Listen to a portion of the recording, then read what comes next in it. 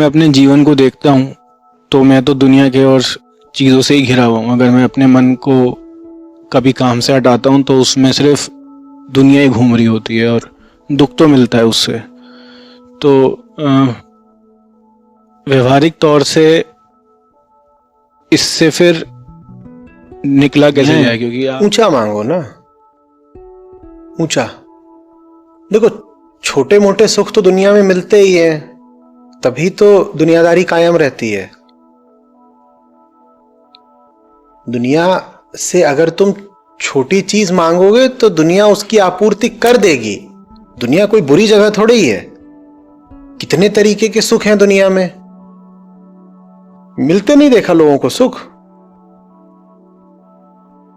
वो तो मिलते ही हैं दुनिया में। तो जो छोटी चीज मांग रहे हैं, दुनिया उनके लिए पर्याप्त है। ऋषि होने का मतलब है कि जो कुछ दुनिया दे सकती है भाई, क्या मुझे उससे कुछ अधिक चाहिए? अपन को ज्यादा मांगता, अगर वो ज्यादा नहीं मांगता तो दुनिया ठीक है ना। बोलो क्या चाहिए तुम्हें? छोटा मोटा जो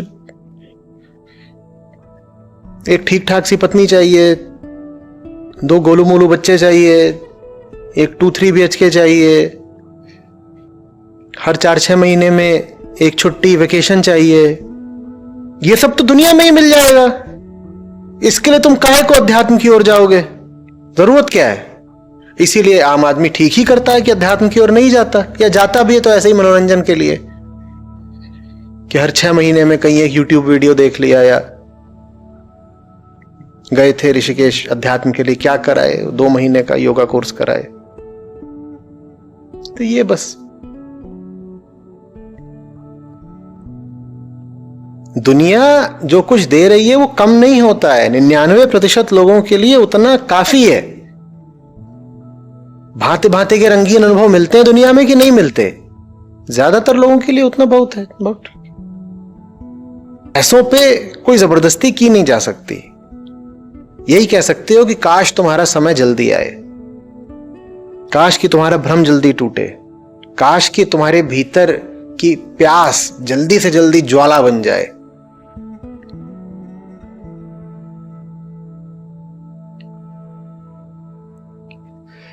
तुम अगर पाते हो, श्लोक कह रहे हैं कि आत्मा मात्र में सुख है और संसार में बाकी हर जगह दुख ही दुख है।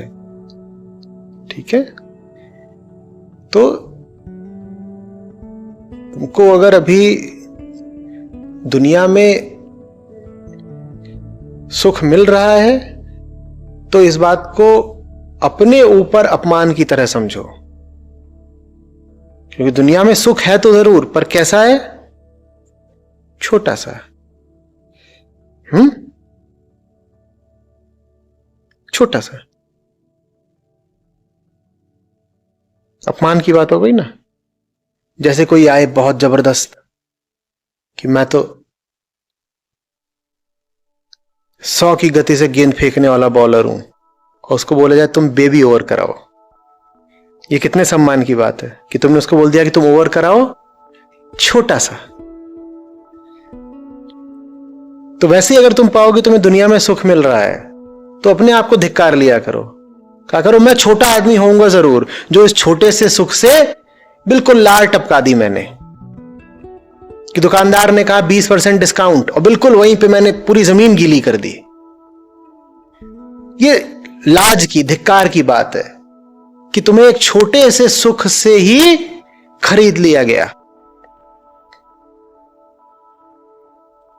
समझ में आ रही बात?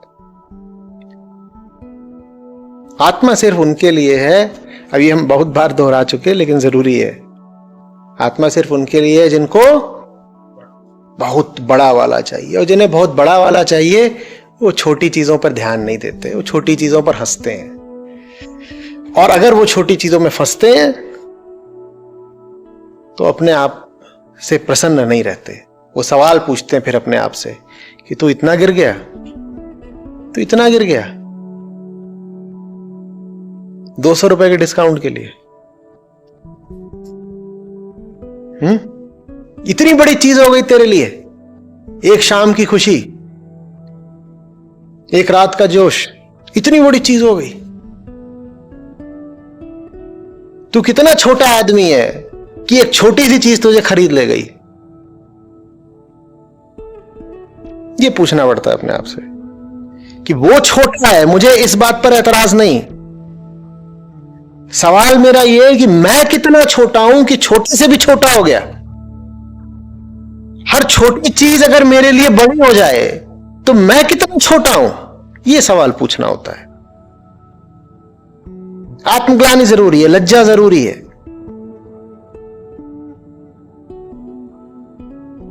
समझ में आ रही है बात?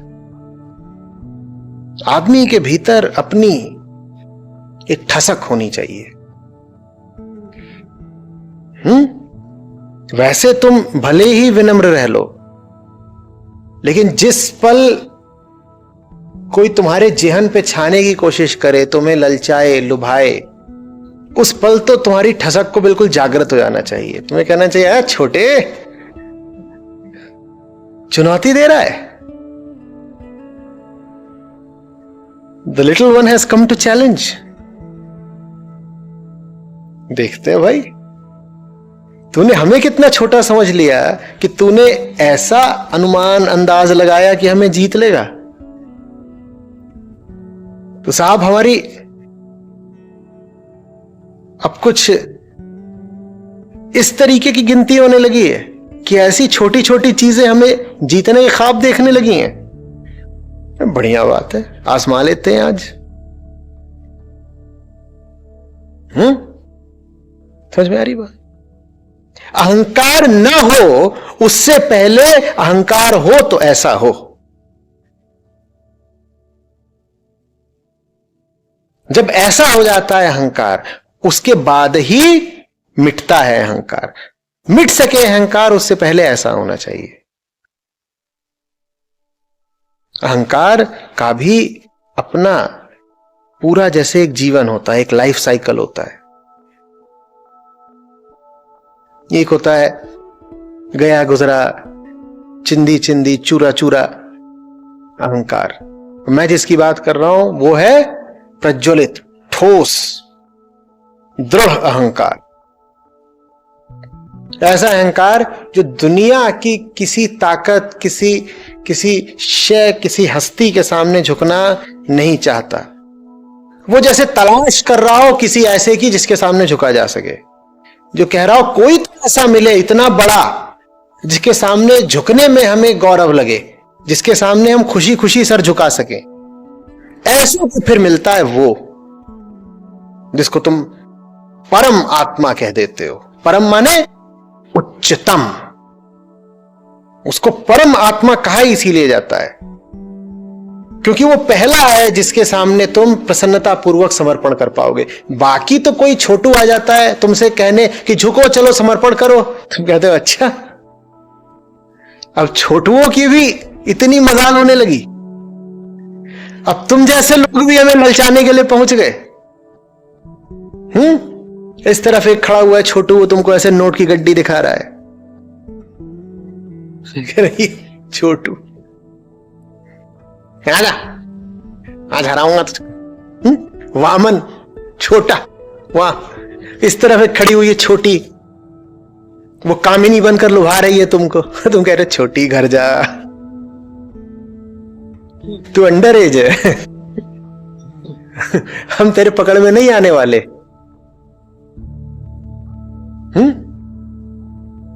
और सब इन छोटुओं को बर्खास्त करने के बाद भीतर तुम पाते हो कि एक कामना बची हुई है कि कोई तो होता इतना बड़ा जिसके आगे सर झुकाने में भी हमें फख्र अनुभव होता, गौरव के साथ आत्मसमर्पण कर पाते।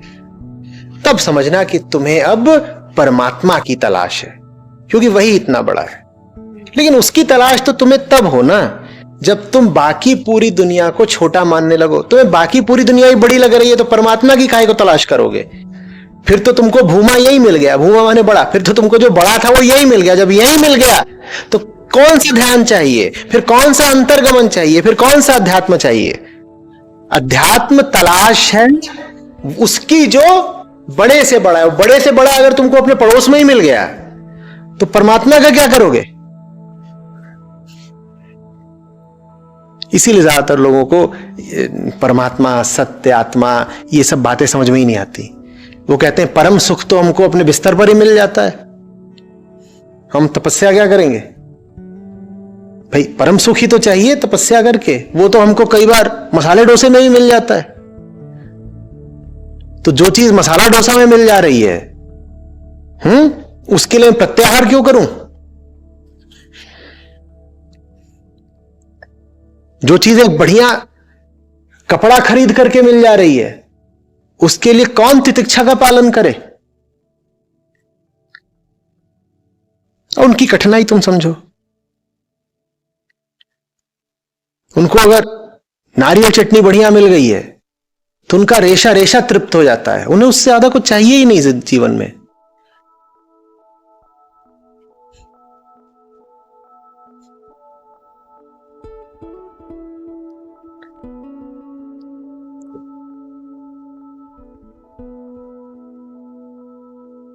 और इसको वो क्या बोलते हैं? We live in the simple pleasures of life. यही तो अध्यात्म है। अध्यात्म ये नहीं है कि नारियल चटनी खा करके ही अघा गए बिल्कुल, आहा,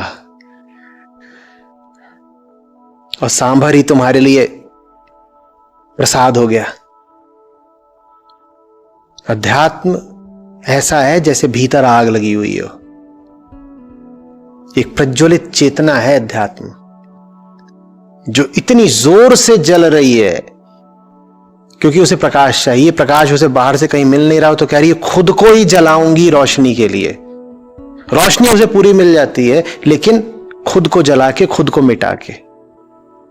बात समझ में आ रही है? तुम्हें बहुत बहुत रोशनी चाहिए और बाहर से मिल नहीं रही, दुनिया उतनी रोशनी देने में सक्षम नहीं है, तो तुम्हारी चेतना कहती है खुद को ही जलाएंगे, आत्मदाह करेंगे, सेल्फ इमोलेशन। उस आत्मदाह से जो रोशनी निकलती है उसमें चेतना कहती है वाह वाह, जैसे मरते हुए आदमी की आखिरी सांस कह रही हो वाह। यही रोशनी तो चाहिए थी, लेकिन वो रोशनी तो खुद को जला के ही मिलनी है। ऐसों के लिए है अध्यात्म, मसाला डोसा में हैप्पी हो जाने वालों के लिए नहीं है।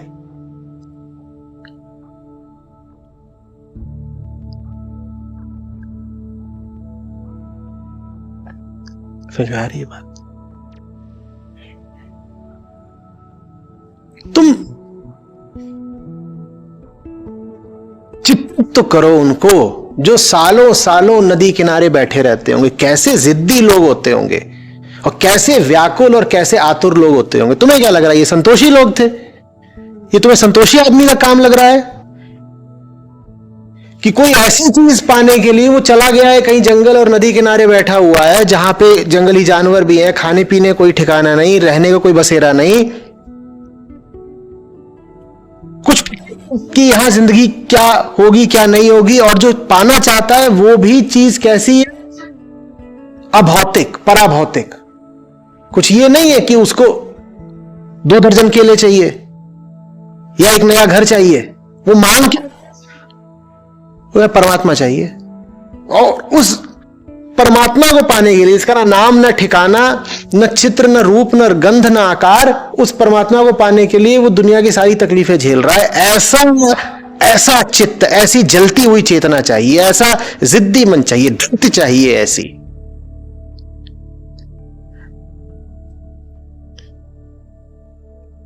बात समझ रहे?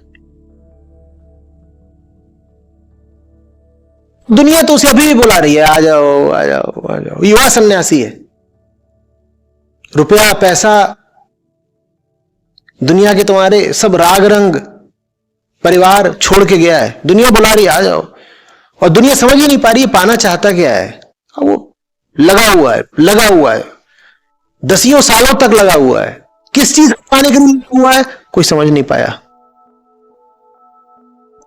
ऐसा चित्त चाहिए, और ऐसे ही फिर जिंदगी को पूरा जीते हैं। यही वो है, समझ लो, अकेले जो जी पाए, जो वास्तव में पैदा हुए।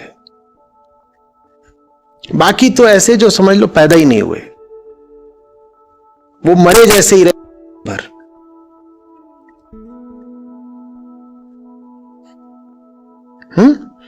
एक पागलपन, जैसे एक सनक हो। वो पागलपन नहीं है अगर जीवन में, तो तुम बहुत मुर्दा आदमी हो। एक सुव्यवस्थित, समायोजित, संतुलित जीवन अगर तुम्हारा चल रहा है, तो चल ही क्यों रहा है? क्या बिल्कुल एकदम बढ़िया आदमी है, रोज रात में सो जाते हैं 10 बजे और सुबह ठीक 5 बजे इनकी आंख खुल जाती है। करोगे क्या 10 बजे सो के और 5 बजे आंख खोल के? एक दिन तो ऐसा आएगा जब आंख खुलनी ही नहीं है, तब बता देना भैंसे वाले को कि हमने तो रोज सुबह 5 बजे खोली थी। वो कहेगा कोई बात नहीं, जिन्होंने 6 बजे खोली, 8 बजे खोली, 12 बजे खोली, उनकी भी अब कभी नहीं खुलेगी ठीक वैसे जैसे तेरी कभी नहीं खुलेगी रोज सुबह 5 बजे खोलने वाले।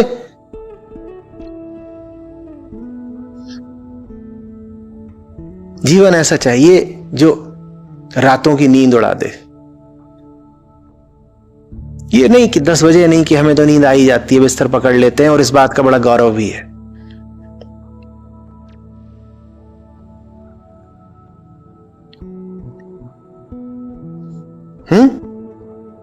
साधु फकीर विख्यात है कि जब पूरी दुनिया सो जाती है तो वो जगते हैं, टुकुर टुकुर दुनिया को निहारते हैं, कुछ चुपचाप गाते हैं। ये तो बहुत बेहोश लोगों का काम है कि सो गए। क्यों सो गए? सो भी इसलिए नहीं गए कि 10 बजे में कुछ खास है, इसलिए क्योंकि सुबह 8 बजे फिर से रोटी पानी का जुगाड़ करने निकलना है। 9 बजे नहीं पहुंचे तो बॉस बहुत जुतियाएगा, इसलिए रात में जल्दी सो जाते हैं। और इस बात को फिर बहुत गौरव से बताते हैं कि देखिए मैं तो बहुत अनुशासित आदमी हूं, मुझे रात को जल्दी सो जाने वालों से कोई आपत्ति नहीं है। पर मैं उदाहरण की तरह इशारा किधर को कर रहा हूं ये समझो। आध्यात्मिक मन कोई बहुत एडजस्टेड मन नहीं होता है, वो मेल नहीं बिठा पाया होता है, उसका वो बेमेल होता है, मिसफिट होता है।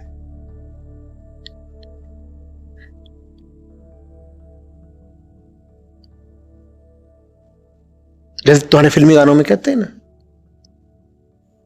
एक में भी तन्हा थे हम और 100 में भी अकेले, आईने के 100 टुकड़े करके हमने देखे। कुछ कुछ ऐसा समझो। 100 टुकड़े आईने के जिसमें संसार के 100 रूप प्रतिबिंबित हो रहे हैं और हर रूप में एक चीज साझी है, अकेलापन।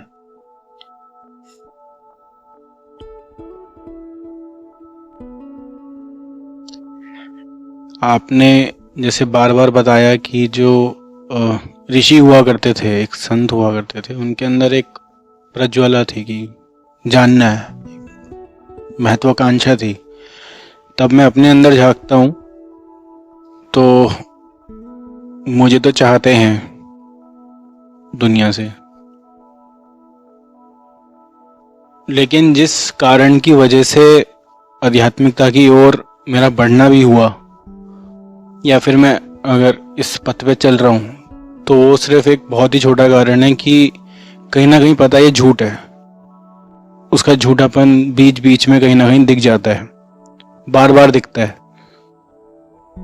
तो एक तरफ इस तरफ बढ़ने पे जो, जैसे जो मैंने पिछली बार पूछा था, लगातार एक बना रहता है, एक दुख की एक तरंग बनी रहती है, जिससे फिर वही छोटी मोटी चीजें कि कुछ स्वादिष्ट खा लिया या फिर कोई बातचीत कर ली, बाहर निकल गए, और वो भी अब नहीं होने लग गया कि वो दिख जाता है कि ये भी मतलब ऐसा ही है।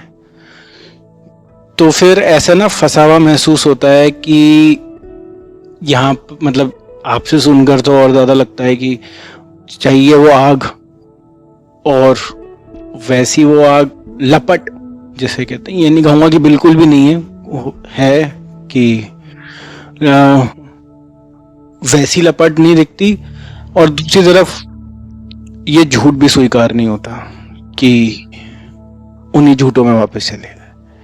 मैं अगर ऐसे चलता जाऊं तो ऐसा तो नहीं होगा ना मैं झूठ में फंस जाऊंगा, क्योंकि मुझे बस कोई ऐसा नहीं है कि हाँ कोई तुम्हें सकता है, कुछ नहीं हो सकता। फंस भी सकते हो, निकल भी सकते हो, सब तुम्हारे ऊपर है, तुम्हारे चुनाव की बात है। कुछ ऐसा नहीं। भीतर अगर लपट ऐसी है कमजोर सी, तो दो चीजें तुम्हें चाहिए, समय और संगति। गीली हो लकड़ी और उसमें से बहुत कमजोर सी लपट उठ रही हो, तो एक अच्छी संभावना ये हो सकती है कि धीरे धीरे उस कमजोर सी लपट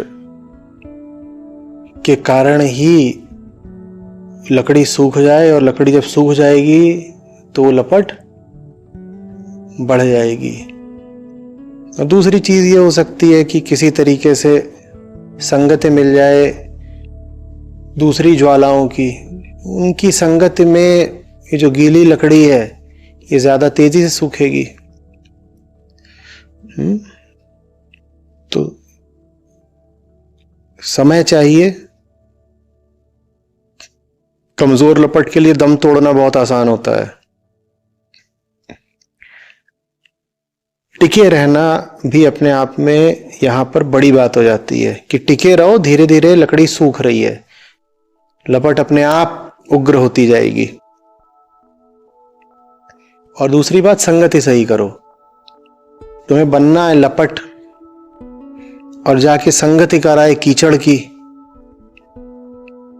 लकड़ी तुम्हारी पहले ही गीली थी, उसको कीचड़ में और डुबो लाए, और फिर कह रहे हो कि मुझे भभक के जलना है, मेरी ज्वाला क्यों नहीं उग्र हो रही। तो ये तुम नाजायज मांग कर रहे हो फिर।